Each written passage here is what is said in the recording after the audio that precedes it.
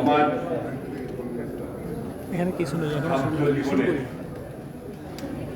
বিশ্ববিদ্যালয় জীবনে শুরুতে যে সেই সময়কার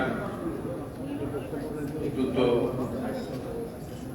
পরিচিত ছাত্র নেতা, ছাত্র মেধাবী ছাত্র, যার সঙ্গে পরিচয় হয়েছিল একদম শুরুতেই ঢাকা বিশ্ববিদ্যালয়ের সেলিমুল্লাহ হলে প্রফেসর ডক্টর আনোয়ার চৌধুরীর এই করে সংবর্ধনা গ্রন্থ বড় উন্মোচন অনুষ্ঠানের সম্মানিত সভাপতি, আমাদের এই অনুষ্ঠানে উপস্থিত সুধীবৃন্দ, আসসালামু আলাইকুম।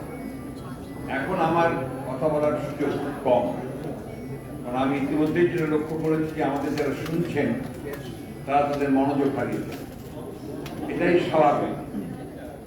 এবং আমি সবসময় একটা কথা বলার চেষ্টা করি যে বক্তৃতা দেওয়া, বক্তৃতা শোনা, এটা কিন্তু একটা বিজ্ঞান। তার একটা সময় আছে, সীমারেখা আছে, মনোযোগটা কতক্ষণ থাকবে সেই বিষয়টাও আপনার একটা অত্যন্ত প্রয়োজনীয় একটা বিষয়। আমাদের কবি এবং কথার জাদুকর আইশিকদা সাহেব ইতিমধ্যে রাজনীতিতে যোগ দিয়েছেন। তিনি আমাদের দলের চেয়ারপারসনের উপদেষ্টা হয়েছেন। সেই কারণে উনি এই অনুষ্ঠানটাকে রাজনীতির বাইরে দিকে দেয়, কারণ এতজন বক্তা দিয়ে কখনো এই ধরনের অনুষ্ঠান যাকে লক্ষ্য করে, যাকে কেন্দ্র করে এই অনুষ্ঠানটি, তার প্রতি অনেকটা অবিচার করা হয়েছে। আমি ব্যক্তিগত সত্য কথা বলছি, এটা আমার নিজের মনে হয়েছে। তার সম্পর্কে আমরা সেই কথাগুলো শুনতে পারিনি, যেটা শোনার প্রয়োজন ছিল আমাদের। এবং প্রফেসর চৌধুরীও তিনিও সেইভাবে তার কথা করতে পারেনি, সময় পারেন। আমি যেটা বলতে চাই, আমি তো আপনার একেবারে মাঠের রাজনীতির একটা মানুষ। এখানে তো যারা বসে আছেন সবাই অত্যন্ত পণ্ডিত মানুষ, বিজ্ঞজন। আমাকে মান্না সাহেব যেটা বলতে চাই, আমরা তো জগৎটা একটা আমরা ভিন্নভাবে চিন্তা করি, ভিন্নভাবে কথা বলি, আমরা একটু মেঠো বক্তৃতা করি সব জায়গায়। তো সেই মেঠো বক্তৃতা করার অবকাশ এখানে নেই। আমি যেটা আপনার খুব সংক্ষেপে বলতে চাই যে আমার ব্যক্তিগতভাবে রাজনৈতিক ছাত্র রাজনীতির যে শুরু, সেই সময় প্রফেসর আনোয়ার চৌধুরী অত্যন্ত প্রভাব বিস্তার করেছিলেন আমাদের উপরে। এবং তুমি তখন সেই সময় 60-এর দশকে, যখন গোটা বিশ্বেই রাজনীতির ধরনটা ছিল একটু ভিন্ন, ধরনটা ছিল সমাজ পরিবর্তনের রাজনীতিটা তখন অনেক বেশি আপনার উচ্চকিত ছিল, এবং সেটা একটা বলা যেতে পারে ওয়েভ ছিল, একটা তরঙ্গের মধ্যে চলছে। সেই সময়ে আমরা ছাত্র রাজনীতি, আমাদের সামনে যে জিনিসটা ছিল সেটা একটা পরিবর্তনের, সমাজটাকে বদলে দিতে হবে। তখন আমরা যে কথা বলতাম, গুণে ধরা সমাজ এটাকে পাল্টে দিয়ে সত্যিকার অর্থে মানুষের জন্য, সাধারণ মানুষের জন্য, খেটে খাওয়া মানুষের জন্য, তাদের জন্য একটা সমাজ, একটা রাষ্ট্র, একটা জীবন তৈরি করতে। এরপর অনেক চড়াই উতরাই গেছে, আমি সেই আলোচনা যেতে চাই না। কিন্তু প্রফেসর আনোয়ার চৌধুরী সেই সময় যে কাজগুলো করেছেন, যে ধারণা, যে কথাগুলো বলার চেষ্টা করেছেন, এবং আমাদেরকে যেভাবে তিনি অনুপ্রাণিত করেছেন, এখনো কিন্তু তার কাজের মধ্য দিয়ে, তার লেখার মধ্য দিয়ে, তার শিক্ষকতার মধ্যে, তার সারা জীবনে তিনি সেই ধারণা, সেই বোধটাই কিন্তু নিয়ে আসার চেষ্টা করেছেন। এবং তিনি অনেক ক্ষেত্রে সফল হয়েছেন। সবটা পারেননি, কারণ এই সমাজ থেকে সফলতা দেবে না, সে অবস্থা নেই। প্রফেসর চৌধুরী আমার কাছে মনে হয় যে ব্যক্তিগত জীবনে তিনি একজন অত্যন্ত সফল মানুষ। তিনি একজন অত্যন্ত ভালো শিক্ষক ছিলেন। তিনি ঢাকা বিশ্ববিদ্যালয়ের মতো বিশ্ববিদ্যালয়ে তিনি ভাইস চ্যান্সেলর ছিলেন। তিনি কূটনীতিক হয়েছেন, রাষ্ট্রদূত হয়েছেন, এবং এখনো তিনি শিক্ষকতার পেশায় আছেন। সেই থেকে নিঃসন্দেহে তিনি অসংখ্য ছাত্র ছাত্রী তৈরি করেছেন। তার অধীনে আপনার পিএইচডি করেছে প্রায় 29 জন দেখলাম, 35 জন।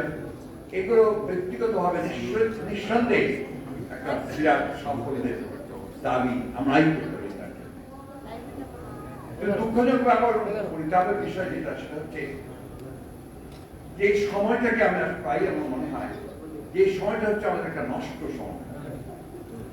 আমরা এমন একটা সমাজে বাস করছি, এমন একটা পৃথিবীতে বাস করছি, আমরা যে ধারণাগুলো তৈরি করেছি, আমরা যে মূল্যবোধগুলো সৃষ্টি করেছি, আমরা যে আশা আকাঙ্ক্ষা স্বপ্নগুলো দেখেছিলাম, এখন মনে হয় যে সেগুলোতে এখন মূল্যই নেই।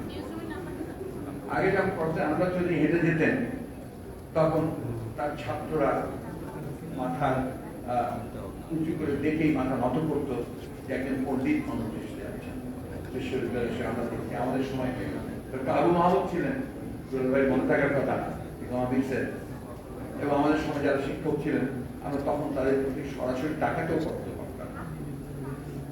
এখন যখন দেখি ঢাকা বিশ্ববিদ্যালয়ের ভাইস চ্যান্সেলর দেখি, এখন যখন দেখি বিভিন্ন ইউনিভার্সিটি ভাইস চ্যান্সেলর দেখি, তাদের কথা যখন শুনি তখন লজ্জায় বলতে কোনো দ্বিধা নেই, তখন লজ্জিত যে এই একটা 50 বছরে আবার সুবর্ণ জয়ন্তী পালন করছি। আমরা এমন একটা শিক্ষা ব্যবস্থা তৈরি করলাম যেখানে আমাদের বিশ্ববিদ্যালয়ের ভাইস চ্যান্সেলরকে দেখে আমার লজ্জা। সরি টু সে দ্যাট, হয়তো এটাতে অনেকে দুঃখ পাবেন, কষ্ট পাবেন, কিন্তু সেইটা বলতে আমরা বাধ্য। এই ব্যবস্থাটা এমন একটা জায়গায় চলে গেছে। মান্না সাহেব বলেছেন যে শিক্ষার ব্যবস্থাতে বরাদ্দ নেই। বরাদ্দ তো শিক্ষা ব্যবস্থায় দেওয়ার কথা না, এখন দেবে তো আপনার সেই মেগা প্রজেক্ট গুলোতে, যেগুলোতে আপনার কমিশন পাওয়া যাবে, প্রচুর আয় হবে, সেই সব বিষয়গুলো। সেই জন্যই আপনার সেখানে নেই। আমি কিছুক্ষণ আগেই আমাকে একজন সাংবাদিক ভাই আমাকে একটা কাগজ দিয়েছেন। কাগজটাতে উনি বলেছেন যে খুব একটা ইম্পর্টেন্ট নিউজ এসছে, সেটা হচ্ছে যে স্বাস্থ্য পরিবার মন্ত্রণালয়ে স্বাস্থ্য শিক্ষা বিভাগের থেকে 17টি নথি পাওয়া গেছে। শাহবাগ থানায় ডায়েরি করেছে। এই হচ্ছে বর্তমানে আপনার সরকারের, শাসকদের এবং আপনার শাসন ব্যবস্থার একটা না, প্রত্যেকটি ক্ষেত্রে প্রতিটি জায়গায় আপনি দেখবেন যে চরম নৈরাজ্য চলছে। লক্ষ্য একটি, সেটি হচ্ছে যে কিভাবে অর্থ উপার্জন করা যায় মানুষের কল্যাণের জন্য, দেশের কল্যাণের জন্য, যেটা কথা বলেছেন আমাদের মান্না সাহেব, সেই দিকে কোনো কারো চিন্তাই নেই। আমরা করোনার সময় দেখেছি কিভাবে ভয়াবহভাবে যখন মানুষ মারা যাচ্ছে, মানুষের যে আহাজারি, সেই সময় আমরা দেখেছি তখন তারা কি করে অর্থ উপার্জন করবেন। স্বাস্থ্য মন্ত্রণালয়ের ডিজি ড্রাইভারের নাকি 400 কোটি টাকা, এই একটা অবস্থা তৈরি হয়েছে। শিক্ষা খাতে রাজশাহী ইউনিভার্সিটির ভাইস চ্যান্সেলর 169 জন কতজন নিয়োগ দিলেন এক রাত্রে। পেছনের কাহিনীটা কি, যে সেখানে সেই উপার্জন করা। এই যে একটা অবস্থা, এই যে একটা পরিবেশ, এই যে একটা আমরা একটা সমাজ তৈরি করেছি, এই সমাজের কাছ থেকে আসলে ভালো কোনো কিছু পাওয়ার আশা করা খুব কঠিন। প্রফেসর আনোয়ার চৌধুরী সাহেবের কৃতিত্ব ওই জায়গায় যে এই দুঃসময়ের মধ্যেও, এই খারাপ সময়ের মধ্যেও তিনি কিন্তু হতোদ্যম হন, তিনি তার কাজ করে চলছেন। এখানেই তার বিজয়, এখানেই তার বিজয়। আমি এই মানুষদের, এই সমস্ত অত্যন্ত গুণীজনদের আমি ব্যক্তিগতভাবে অত্যন্ত শ্রদ্ধা করি, এই জন্যে যে তারা এখনো আমাদেরকে আশার আলো দেখান। আমরা অনেকেই খুব হতাশ, প্রায় হতাশার কথা শুনি। কিছুক্ষণ আগে বাইরে বেরিয়েছি, আমাকে একজন জিজ্ঞেস করলেন, স্যার আর কতদিন? সত্য কথা, এটাই এখন মানুষের মধ্যে একটা বড় রকমের জিজ্ঞাসা হয়েছে, পরিবর্তনটা কবে আসবে? যে চতুর্দিকে যে একটা শ্বাসরুদ্ধকর অবস্থা, এই অবস্থা থেকে আমরা কবে বেরোতে পারবো? এবং স্বাভাবিকভাবে আমি রাজনীতি করি, বড় দলের সঙ্গে সম্পৃক্ত আছি, আপনারা আমাকেই জিজ্ঞেস করবেন যে কবে বেরোতে পারবো। আমি আপনাদেরকে খুব সরাসরি উত্তর দিতে চাই, আমরা অবশ্যই বেরোতে পারি। কারণ এই দেশের মানুষ কখনোই পরাজয় বরণ করেনি।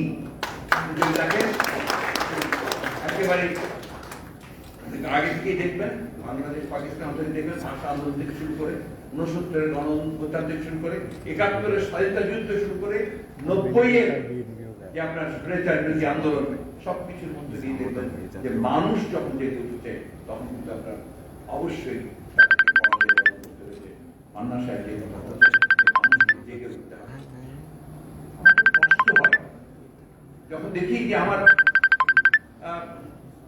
একটা আমাদের তরুণরা, আমাদের যুবকেরা, তারা যদি আজকে জেগে না ওঠে পরিবর্তনটা আসবে। আমি কথা বাড়াবো না। আমি প্রফেসর আনোয়ার চৌধুরী সাহেবের যে বোধ, যে চিন্তা, মান্না সাহেবের যে বোধ, যে চিন্তা, মিলনের যে বোধ, যে চিন্তা, হাইসিকদের যে চিন্তা, আপনাদের সকলের যে চিন্তা, সেই চিন্তাতেই আমি বিশ্বাস করি। বিশ্বাস করি যে পরিবর্তন আসবেন, পরিবর্তন হবেই অবশ্যই, হতাশ হওয়ার কোনো কারণ নেই। আমি প্রফেসর আনোয়ার চৌধুরী সাহেবকে আন্তরিকভাবে ধন্যবাদ জানাচ্ছি যে তিনি তার সারা জীবন ধরে এই পরিবর্তনের জন্য কাজ করেছেন। আর এই গ্রন্থটি যারা আপনার প্রকাশ করেছেন তাদের সকলকে আমি আন্তরিকভাবে ধন্যবাদ জানিয়েছি। এই জন্যে জীবদ্দশায় সাধারণত আমরা কাউকে সম্মান দিই না, কিন্তু তার জীবদ্দশায় যে তাকে আপনি সম্মান দেওয়ার সুযোগ আমাদের হলো, সৃষ্টি করে তার দিয়েছে, সেই আমি